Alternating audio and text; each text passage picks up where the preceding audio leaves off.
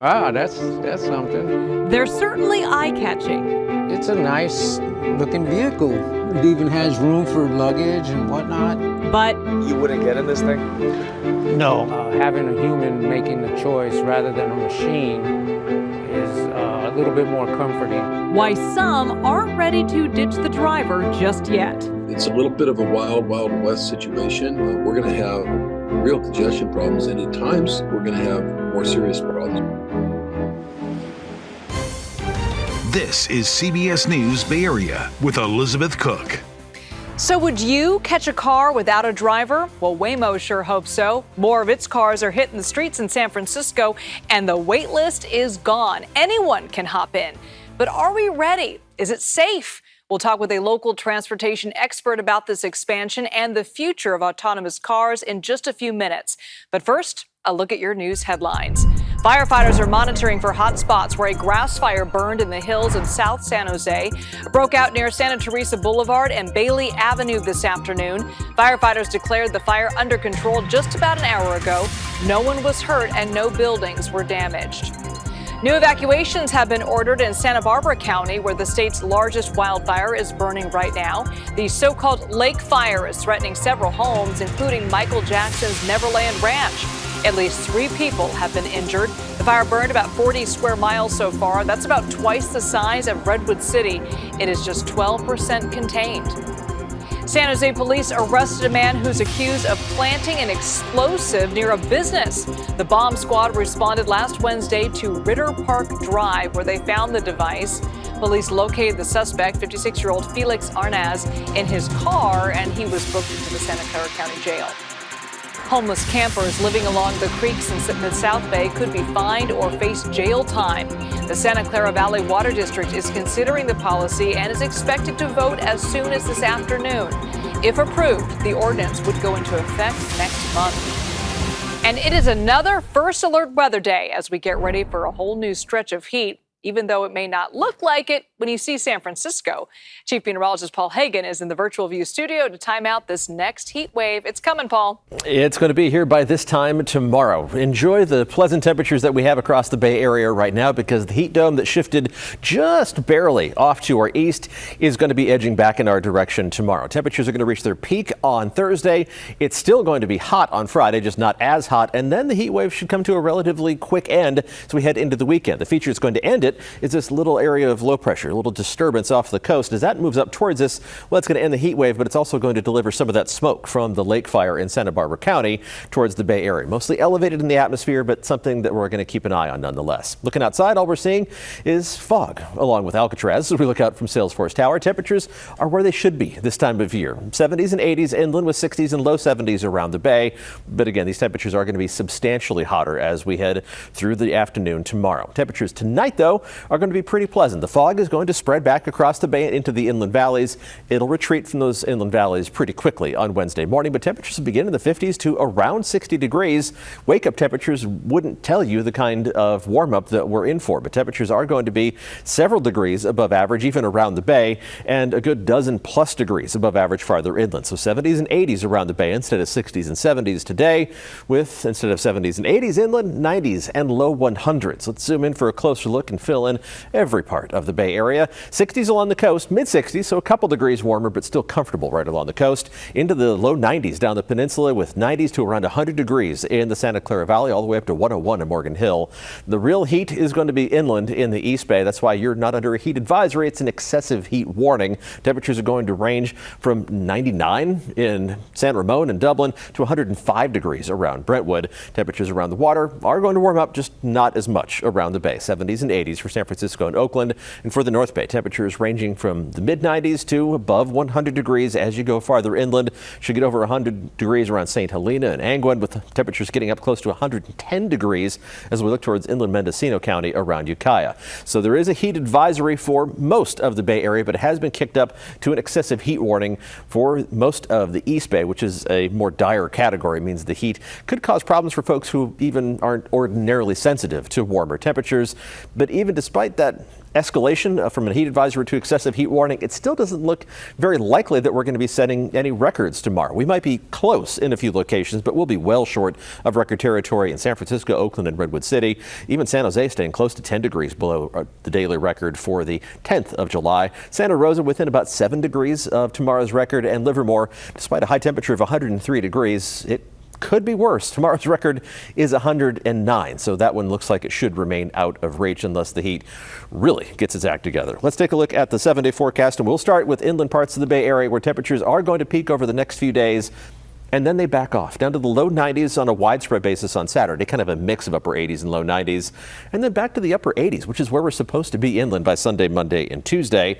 Temperatures around the bay, but they're also going to go up, just not nearly as much. Temperatures into the 80s for a couple days, and then back down to the 70s on Friday, and then back down to the lower half of the 70s by the weekend and next week, with the back and forth fog pattern returning as well. And along the coast, while your temperatures don't warm up as much, you are going to see more sunshine for the next couple of days, and then less sunshine, especially as the weekend rolls around. Sunday, Monday, and Tuesday are likely to be pretty gray right along the coast. Something to keep in mind if you're going to be heading out to Stern Grove Sunday afternoon. Liz? All right, Paul, thanks so much.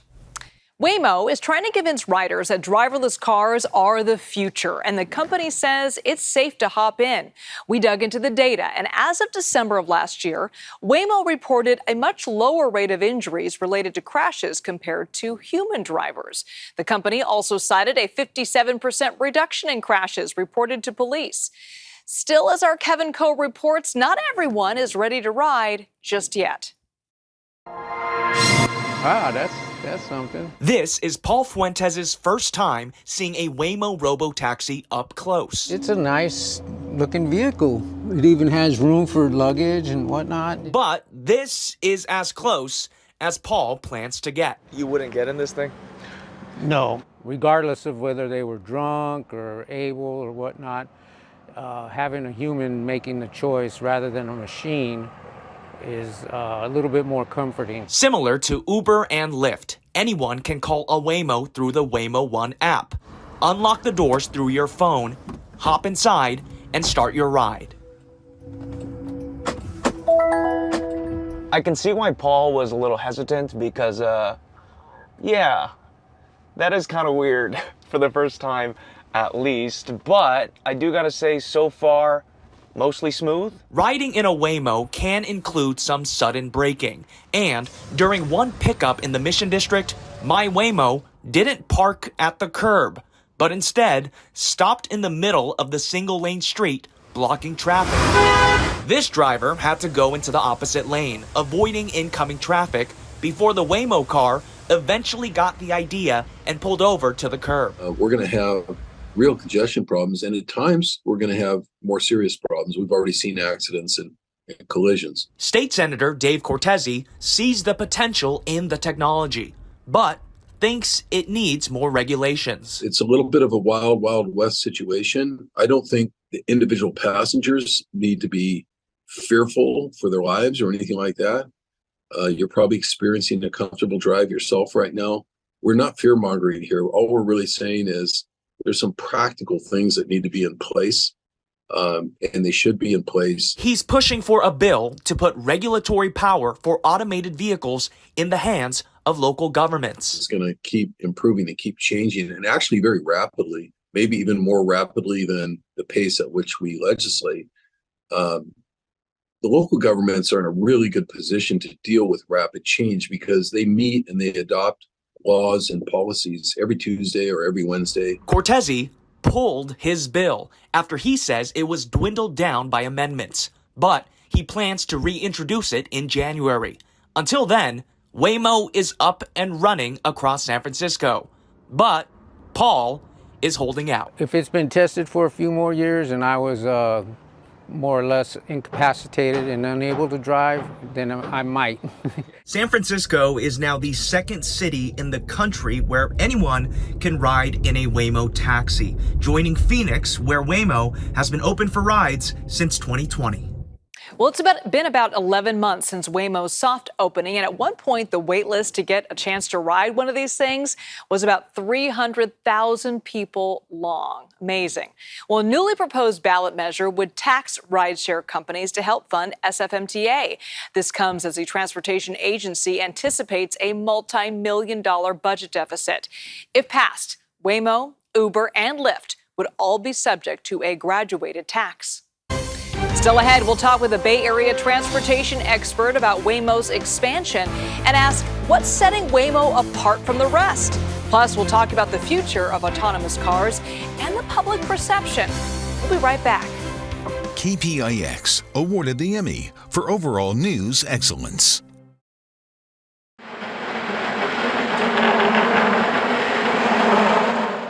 This half hour, we are laying out Waymo's latest expansion here in San Francisco. And while that's happening, the company is also testing out the autonomous cars on the peninsula. But there, only Waymo employees can ride. Workers can order trips anywhere from San Francisco down to the border of San Mateo and Burlingame.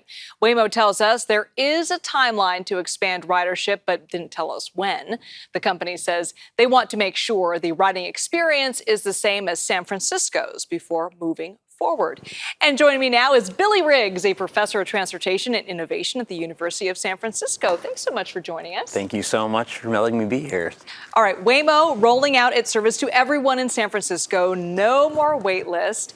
Why has Waymo done so well where other companies just haven't managed to keep up? Is it just about the money? No, I think it's a lot about their approach to being kind of slow and steady. As we all know, they've been at this kind of the longest of any company out there. 15 plus years.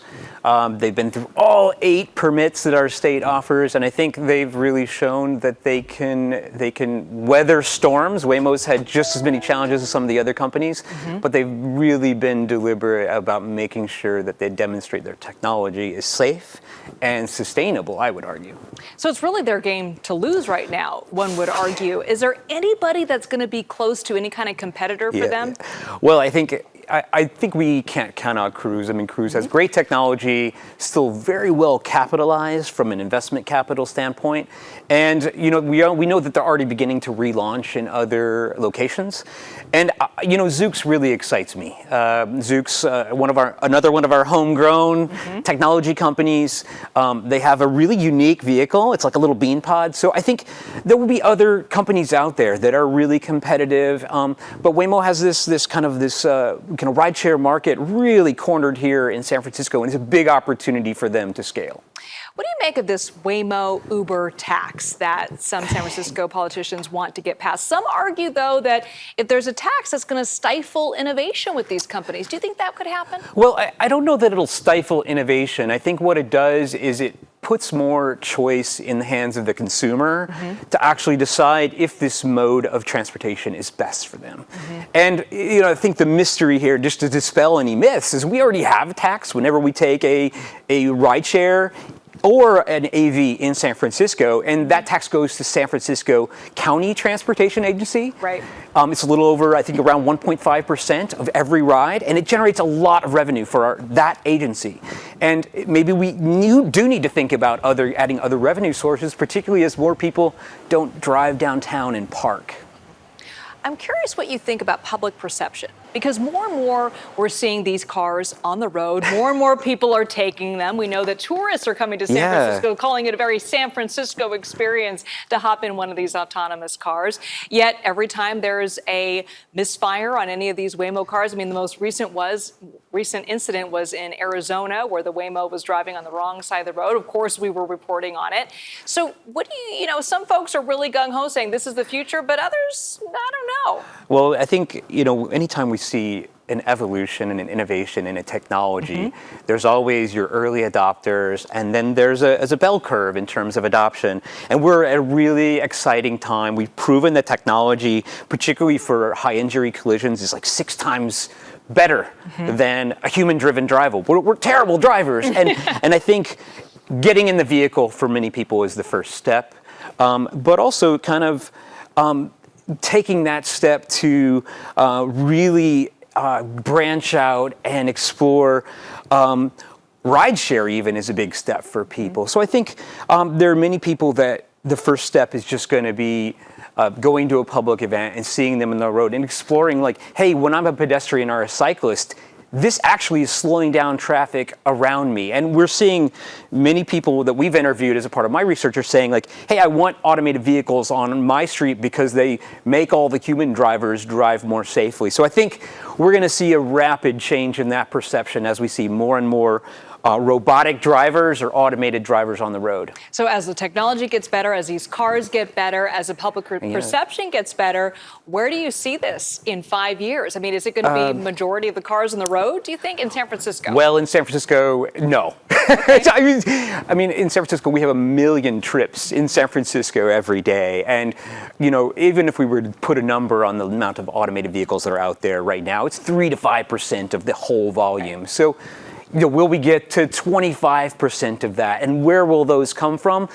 You know, the companies that should be scared are Uber and Lyft, because we're seeing that, like, a lot of the people that choose automation and automated vehicles, you know, their other choice would have been Uber and Lyft. And so the big opportunity, I think, is for when we see our transit agencies is really to think about how can we think about integrating these services and maybe bringing more people to long-haul public transit and thinking how these systems work together. And so I actually see, maybe we see opportunities for SFMTA, for Valley Transit Authority, for, you know, AC Transit in Oakland to really reinvent their own service. And that's my hope. And I think we will see that in the next 5 years. Yeah, that'll be interesting to see if the pressure of these autonomous vehicles, if that's going to put on Uber, Lyft to improve their services as well as public transit. Yeah. All right, Billy Riggs, thank you so much for being here.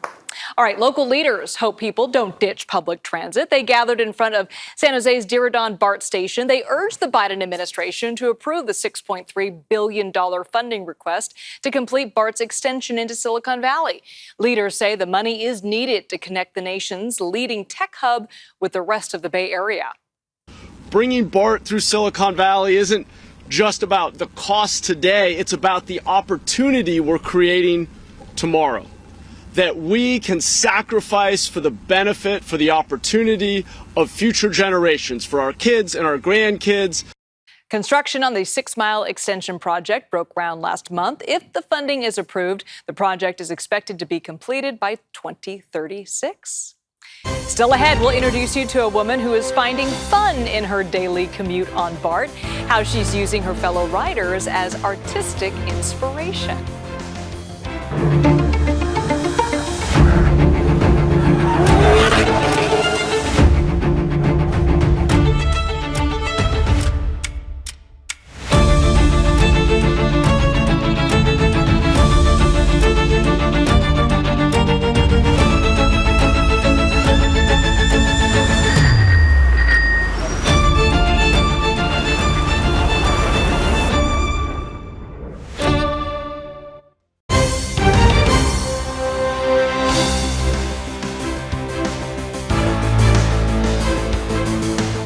Welcome back. Well, if you ride BART, you might have been the subject of an artist's work without even knowing it.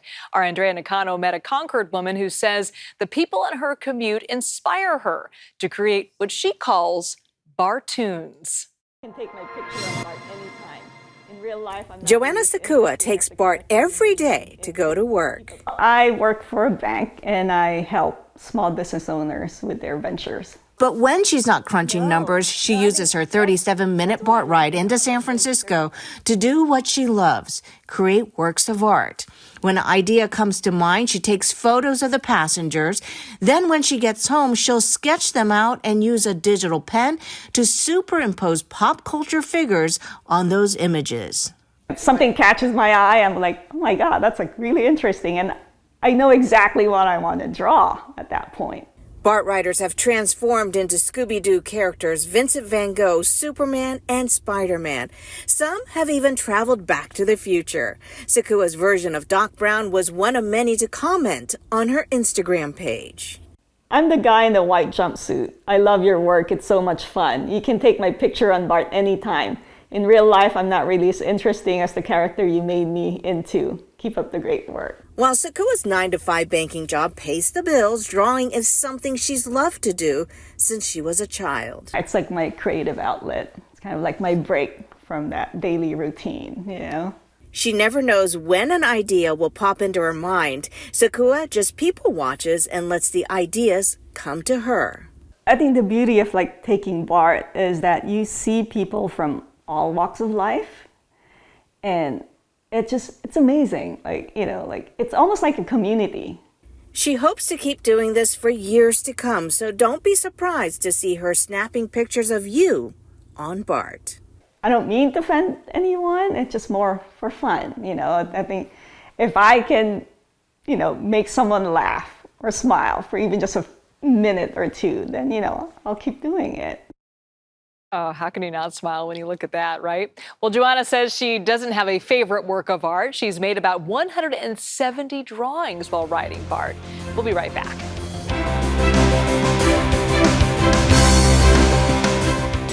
This is Pix Plus. More of what you want, more often. More local news in the morning and the primetime edition. The only 8 and 9 p.m. news. With Devin Feely, Elizabeth Cook, Juliette Goodrich, and Sarah Donchi. Groundbreaking original storytelling from the KPIX newsroom. Plus Bear Politics, Project Earth, and weather like you've never seen. The primetime edition. Weeknights on the new Pix Plus. 44 Cable 12.